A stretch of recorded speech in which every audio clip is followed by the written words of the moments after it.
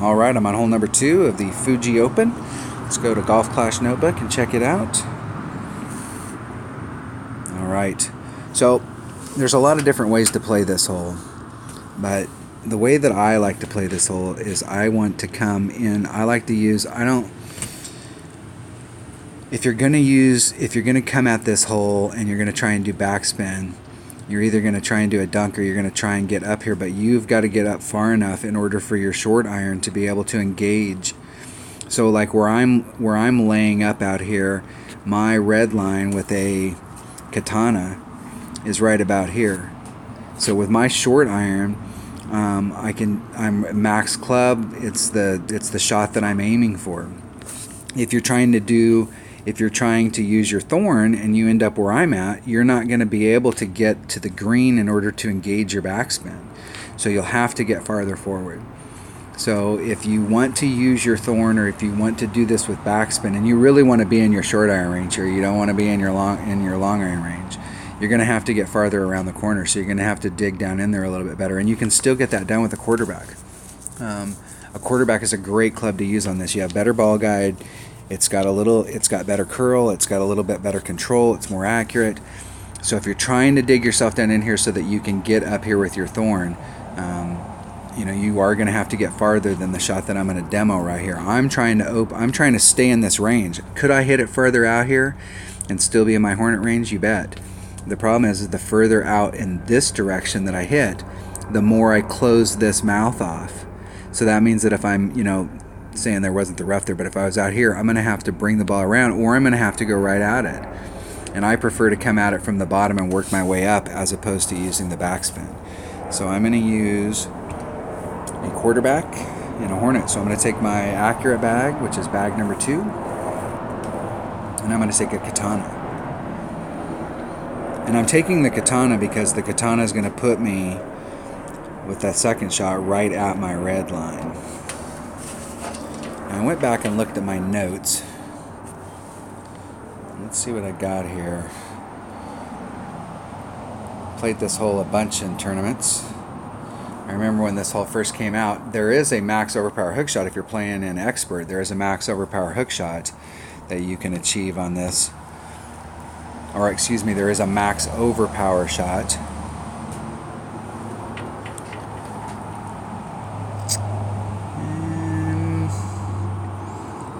Sure if I'm going to do a wind adjustment on this or not. I think there is a slight wind adjustment that you can do. So I'm just going to go straight down the fairway. I'm at my red line, and I'm going to do 2 backspin. And I want the ball to stop right there. So it's 4.3, so there's about 4.5.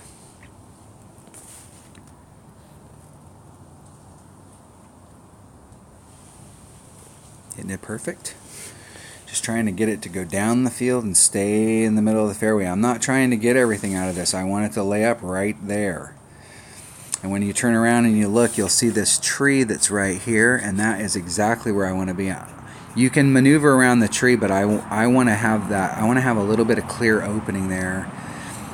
Your shot will go over the top of the tree when you do it, but I like to be just a little past that tree. That puts me right at my red line, right at the mouth of, right here, right at the bottom.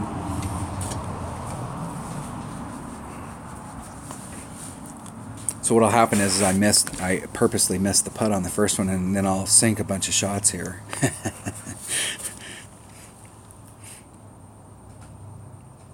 And my opponent, like a lot of people I see, end up in the rough. Now here's the deal.